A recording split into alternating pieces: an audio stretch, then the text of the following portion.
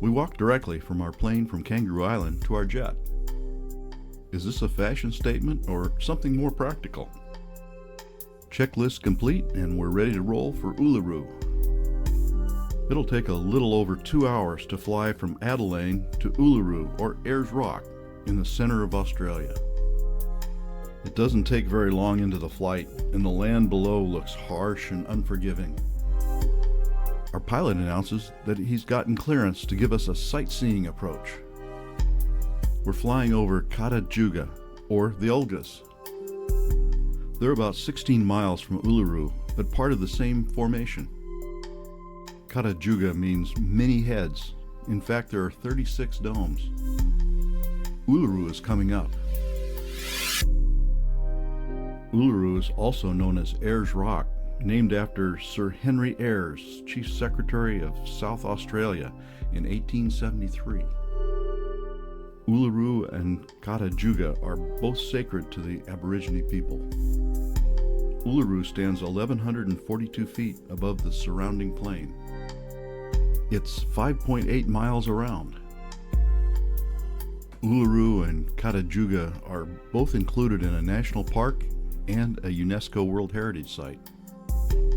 We're making another pass over Kata Tjuga for the other side of the plain. Mount Olga is the highest dome at just under 1,800 feet above the surrounding plain.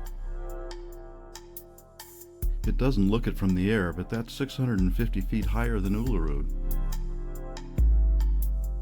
There's the Ayers Rock Airport. And soon we're on the ground. While our bags are headed to the hotel, we're headed to Kata Tjuga.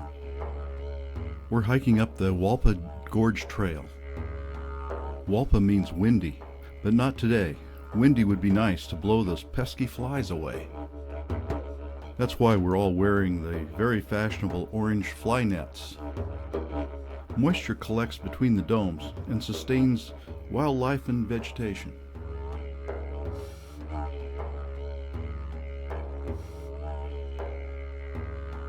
At the end of the trail is a grove of spearwood. The sky is starting to look ominous as we drive to the hotel. We're staying at the Sails in the Desert Hotel. We find our bags and get ready for a sunset dinner in the bush. Cocktails in hand, we enjoy the sunset silhouetting Kata Tjuga and a didgeridoo concert. The sunset really lights up Uluru. As we enjoy our dinner, the sky grows more threatening. Aboriginal dancers appear from nowhere. They are in eerie contrast with the fading sun and the darkening sky.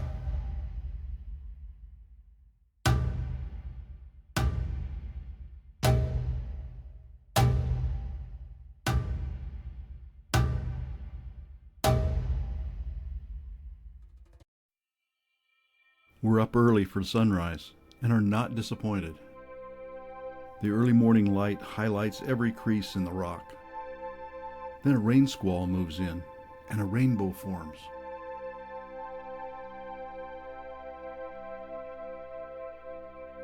As the rain moves across Uluru, a second rainbow forms.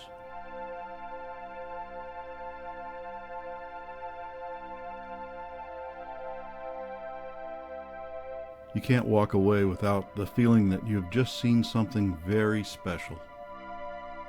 It rained last night too, and now water has formed rivulets streaming down the face of Uluru.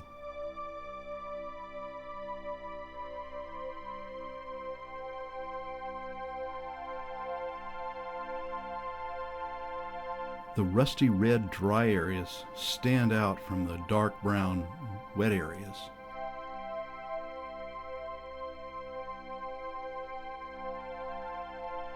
Uluru is sacred to the Aboriginal people.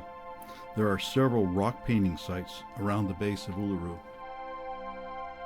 This is Kapi Mitajulu. It's the most reliable waterhole around Uluru. Yesterday, before it rained, it was dry.